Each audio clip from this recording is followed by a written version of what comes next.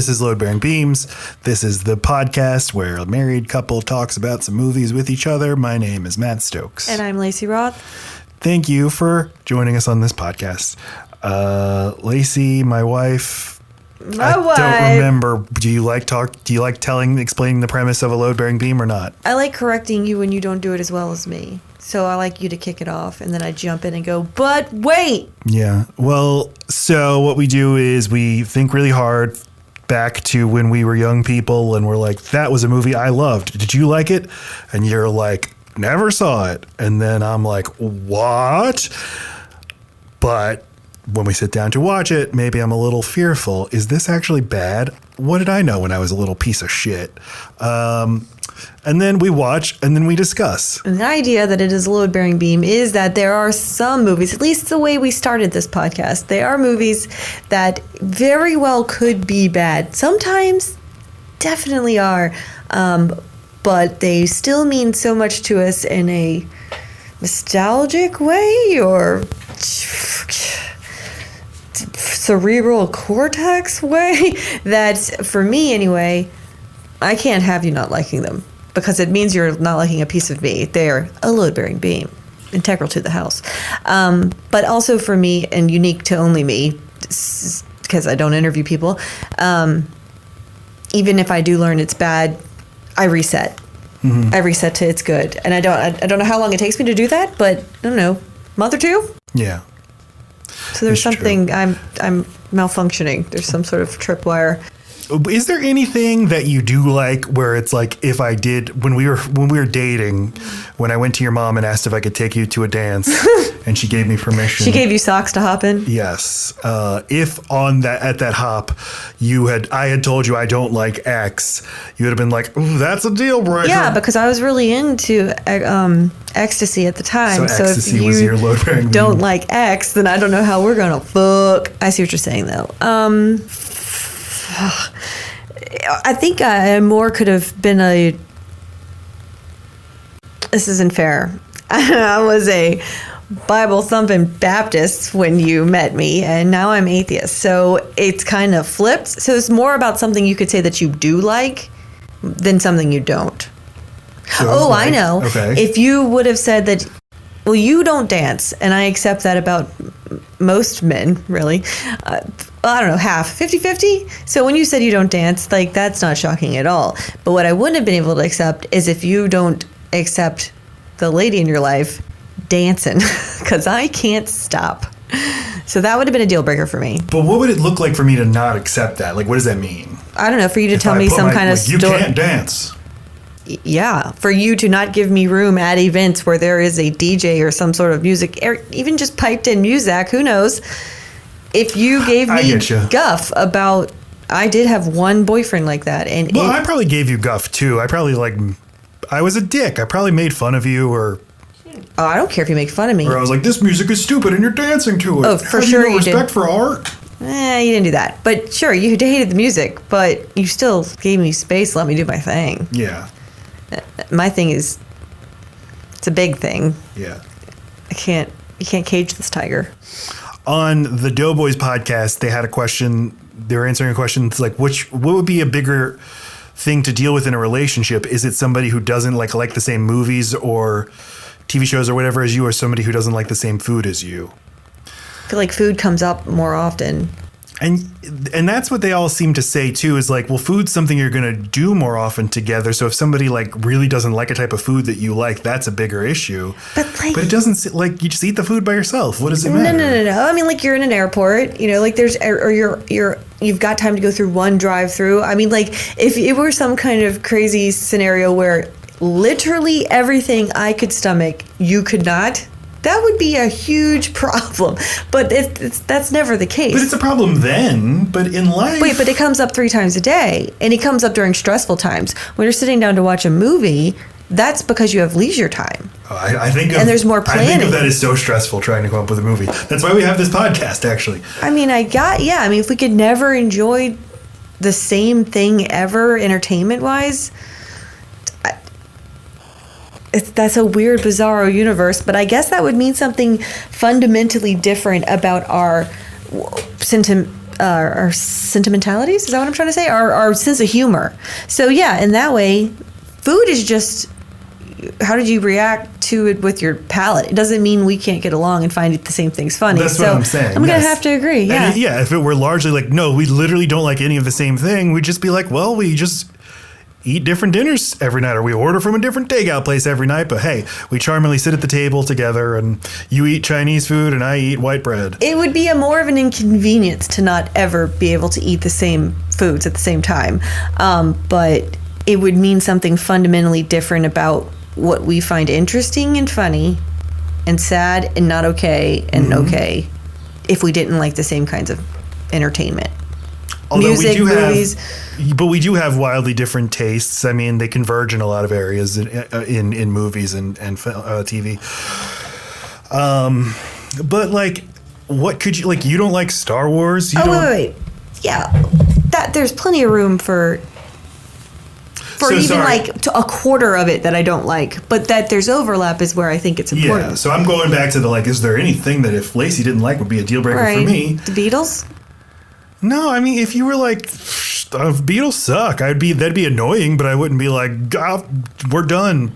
Maybe The Simpsons. I mean, no, not really. But I guess if you watched a lot of The Simpsons and you're like, I don't get it, this isn't funny. I would be like, there's something about humor stuff. It's so weird that you say that, but it wouldn't change my opinion of you or anything. I don't know. I think picking The Simpsons is a good litmus test. I mean, like, it's such a... I don't think there's just one sense of humor that, like, finds The Simpsons funny. It's so robust. There's so much there. Yeah. So yeah, that's a good place to start as, like, what would start to get around to deal-breaking material. If you said Family Guy is better, that'd be hard to hear. That would be hard. Or animation is silly. It's for children. That's rough on me too, but I do have a best friend who refuses to watch any animation, just can't do it. And who? Why? Jane. She just can't, I don't know, she can't get into it. I'm not sure, maybe it's like a triggering thing for her that she doesn't understand, but like she can't accept animation as adult entertainment. We need to talk to her. She's possibly changed on this, but like I've been trying to get her to watch Bob's Burgers because we find so many of the same things funny, so I just know she'd love it, but she just has a... Does she dislike? I mean, so things, but like animation made for families. Does she also reject that? I have no idea if she watches any animation at all. But like, I don't know if and for some reason I feel like The Simpsons can't go into adult animation category because I feel like they're their own thing completely. Because when I start to think of adult animation, I think of Adult Swim, like the Family Guy genre, all that stuff that came afterward, Archer.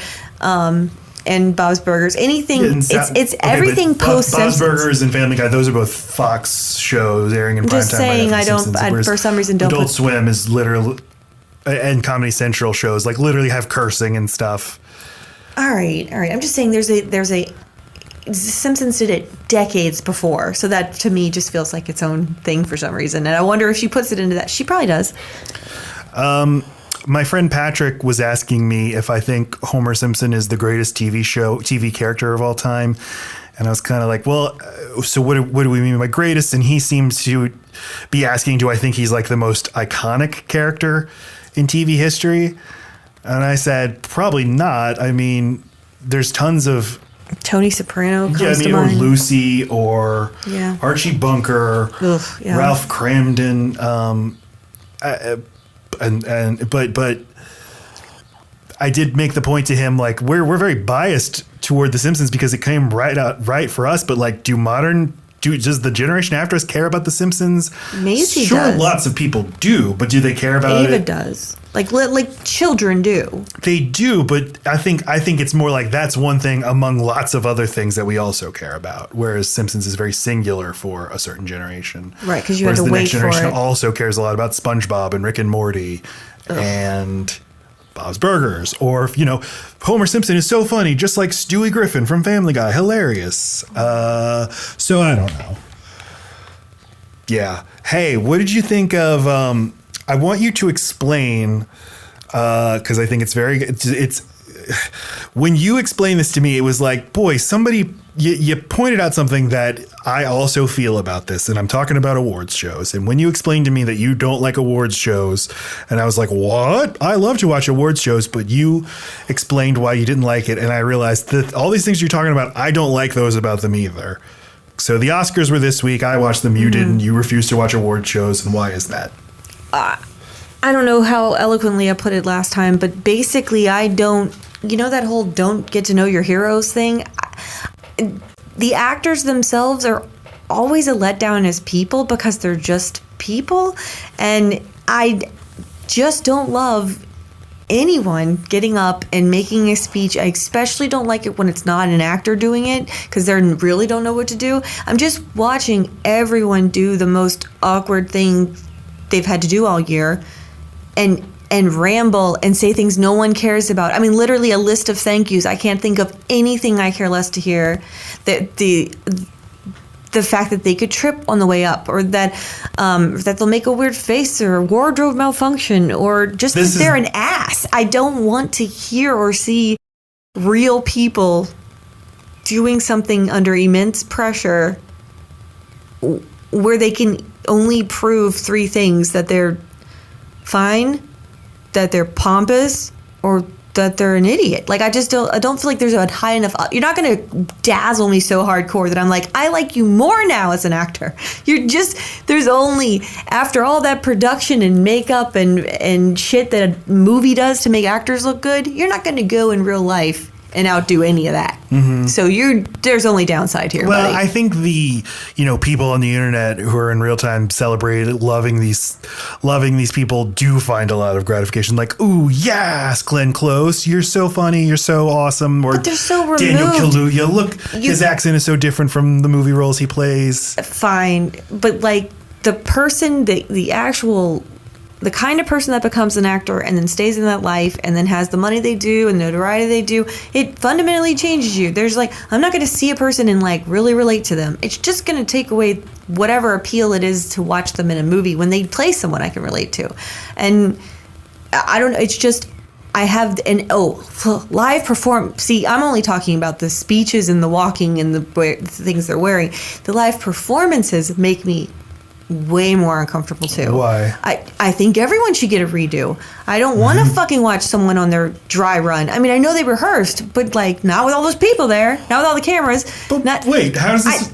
I don't want to watch it. Can you not stand concerts? That's fine. That's fine. You're there you're surrounded by all the people who only came there to see you. You're the act. Maybe there's 3 acts, fine, but they all came, they all agreed.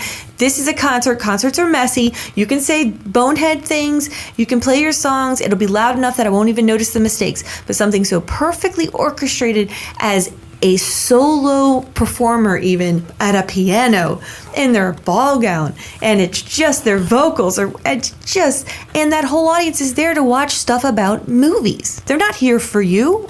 2 of them might be. Yeah, you're not with your agree. people. There is something uncomfortable about that.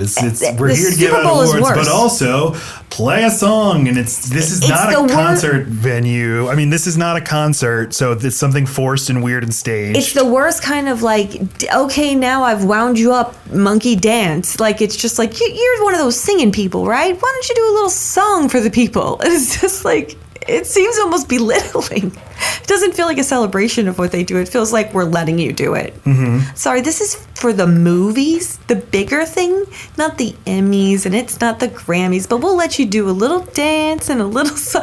It feels wrong. What really spoke to me about what you said was that you feel uncomfortable for people because you're just afraid of them making a mistake. And I realized that's why I always watch these things with a sense of dread. Yeah. And as soon as the speech is over, I'm just relieved. Oh, thank God. Yes. And now, I always have my AirPods in my ears, and I'm the second I can see this not going the way if I start to feel uncomfortable during a speech or something, double tap, I'm starting to listen to something else because I don't want to hear this. Oh, wow. Volume down. I do watch these things with a sense of dread and with no celebration or yeah, you go.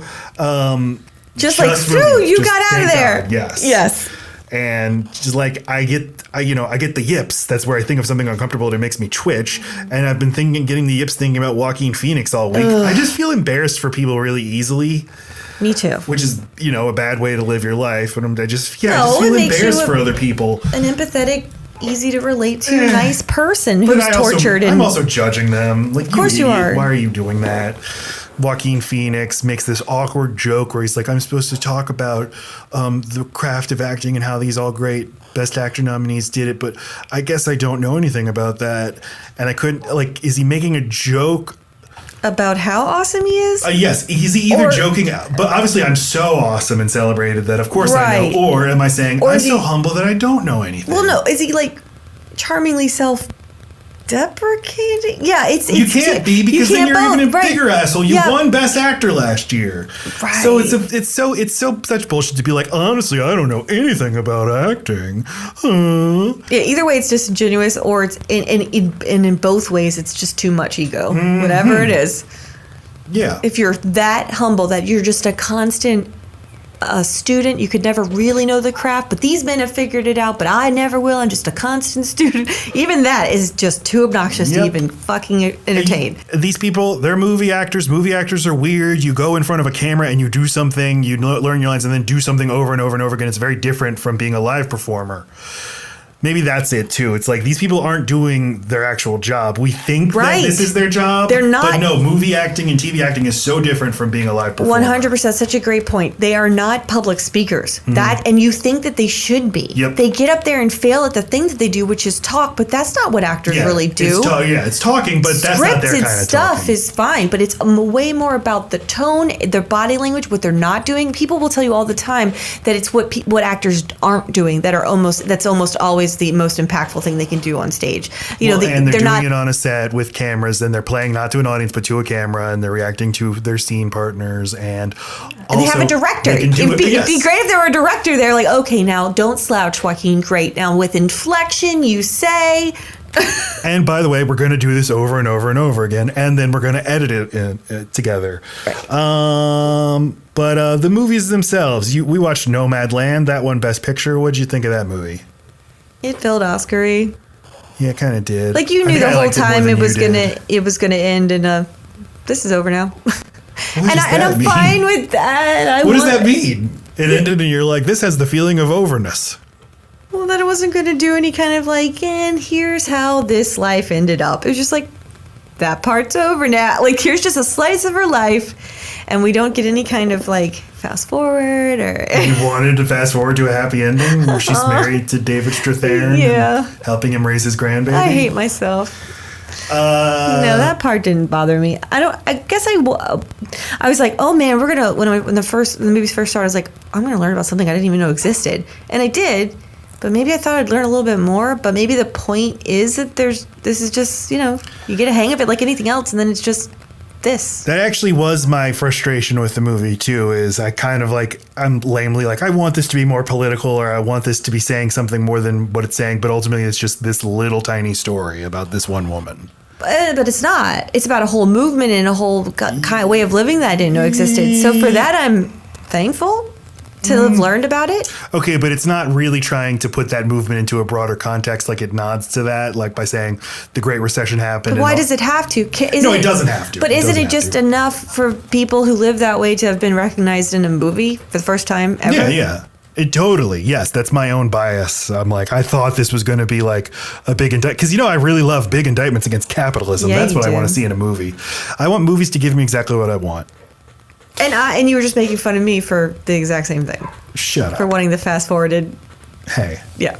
Yeah. We're not so different, you and I. Hey. What else won stuff that we saw? We saw Promising Young Woman. Because we thought Carey Mulligan was going to win, but she didn't. Did we see any other Oscar movies? I saw Ma Rainey, and I saw who gives a shit? So, the movie we're talking about this week is my pick for a load-bearing beam, and it's 1995's Mortal Kombat. Oh, it really is Mortal Kombat? Why did I think it was Street Fighter this whole time? I was making a joke by yelling Mortal Kombat, and you were going to be like, it's Street Fighter. Street Fighter's your movie, isn't it? Yeah. Where does this come from? Okay, go over here. Street Fighter is Nuki, and Get Over Here is Mortal Kombat. Okay. And neither of those are Tekken, is what you're telling me. Tekken, isn't Tekken the company that makes Street Fighter? No, Tekken's its own game, and it gave me blisters on my fingers. Oh, okay. I don't know. We're talking about the movie Mortal Kombat from 1995. Which is not Street Fighter. Because or Tekken, everyone. Obviously, the remake reboot arrived in theaters last week, and I went to a movie theater to see it. Was the movie Mortal Kombat versus Street Fighter? Or now am I thinking of Godzilla versus Kong? Is this a mind meld thing here? You are mind melding a bunch of mind-melding. things. Because I did also, a few weeks ago, I saw Godzilla vs. Kong also in a theater. Also, both of these movies are movies I could have watched at home because they're premiering on HBO Max at the same time. Yeah, but you want the experience. I want to go to the cinema. And it was great. The popcorn was flowing like wine. I did get popcorn, and I was reminded I've only regretted getting popcorn. I've never been like, great decision, and yet next time I'm at the movies, I'm like, I don't really want some popcorn. What's the regret about popcorn? Because you get a few bites in, you're like, this is greasy and disgusting, and I hate myself. Oh, see, that's a new thing. Eat. Just put it down. You spit in it. Who are you kidding? You can put it down, but you're picking that shit up again 1 minute later. You have to spit in it. You have to pour your drink in it. Ew. But great little moment happened because I'm fully vaccinated, right? So I can go to the movies. And this is my first movie back in theaters in 14 months. And the trailers are playing and I can hear the audio, but there's no video on screen. And I immediately start to panic. I'm like, oh shit. And I run out of the theater to go tell somebody, but I can't find anyone working at the movie theater. They're all watching the movie. There's no one, so I tell like a concession stand person. She's like, Oh, and they're nothing, Matt? They couldn't one day be a projectionist? Jesus Christ. I find some fucking concession stand person. Her reaction made it seem like, okay, you're not the person to talk to. She's like, Greg. Calls Greg over. Greg! And I tell him, like, Greg, the worst has happened. Cinema 1, the worst has happened. And he's like, all right, slow down, English. I'm like, okay, the audio is playing, but no video. And he's like, got it, we're on it. And I go back to the theater and I'm like, great. But 20 minutes later, the trailers are still playing. I hear the audio for trailers for like Mortal Kombat and Dune, but there's no video. And I'm starting to panic. And I'm like, oh God, they're going to be like, sorry, folks, we have to cancel this movie. We'll give you a refund, but we can't start the movie over because that's the thing theaters do. They won't start movies over. Yeah, it ruins their whole schedule. Yeah. But then the trailers stop and there's just blackness on screen and there's silence in the theater. And there's like a good audience in this theater. There are 25 people or something for a 1:00 in the afternoon screening of Godzilla vs. Kong. And there's silence, and then just somebody in the middle of the room says, like, am I the only one who can't see anything? And then everyone laughs, and I was like, this is great. You guys are doing around a other thing. people. Yeah, and some of them are humorous. Yep. But then they fixed the screen. Oh, and then Then I saw Godzilla vs. Kong, which is not good. Okay. And I saw the new Mortal Kombat, also not good. But I was like, I really want to revisit the original Mortal Kombat. Had you seen it? Have you known? What's your history with Mortal Kombat? None. Played it. Never. Okay. I apparently know. Yeah. You're saying those are two different things. Okay. Yeah. And you rang. It's another one. Not Mortal Kombat. Or who rang? Am I doing it? I don't know what that is. It's a man who rang. And he floats. I don't. There's a guy who goes whoopsie in Mortal Kombat. It's fine. Only that it existed, and that I liked the lady that had the two buns in her hair with the split skirt outfit. I don't know if that's Street Fighter or Mortal Kombat. Okay. All right, let's try. Name Mortal Kombat characters. Jack. Close. There's a Jax. Kim Sa. I don't know. Do you know Sub-Zero? Yes. Okay. But I didn't know why I knew that. Yeah. All right. So we recorded this before we actually watched the movie. We're gonna watch the movie and then come back and talk about it. But because isn't it fun how blank slate I am? She is truly a blank slate. That's interesting. All right. That's why I could perceive the Matrix, because I have such a quiet mind. Isn't that why he can see the Matrix because he so has a easily? quiet mind? No, that's why he can master the Matrixy stuff. We didn't get that far in the Matrix No, when I don't we went to remember watch. anything like that. Then you know what I'm thinking of? The Lego movie. Yeah, you're like Emmett from the Lego It's movie. He has such a blank mind, so he can be a master builder. You're sure that's not also a Matrix plot? It probably is. Okay. Well, coming up next, Load Bearing Views will return with Mortal Kombat. Okay. Hi, listener. So the deal is now that, like the 2017 adaptation of Stephen King's It, we surprise you at the end by revealing this is just chapter 1 of a 2-part saga. We recorded our opening intro banter tangents before we'd actually watch the movie Mortal Kombat. Then we watched the movie Mortal Kombat last night, and we were going to record our, discussion, Lacey and I, this evening being Thursday, to find out what we both think of the movie. But Lacey got called away on a just emergency with a friend of ours, so she's dealing with that. So the plan is to record that part of the episode and release it on Monday. And then I will probably, after a few days, take both of these parts down and then combine them into one file. But if you're hearing this, Friday, Saturday, Sunday, Monday, that's the deal. So sorry about that. But I look forward to talking to you all when we can. And again, Monday at the latest. And I'm very excited to see what Lacey thought about this movie, because I genuinely couldn't tell.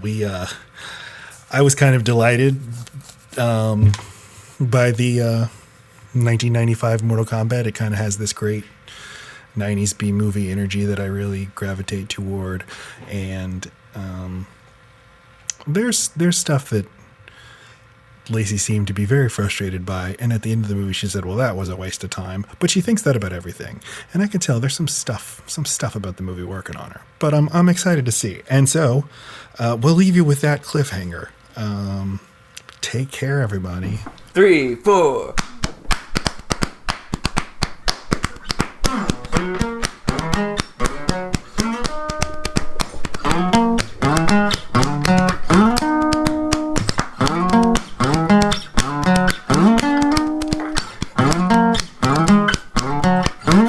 Everybody, love bearing dreams.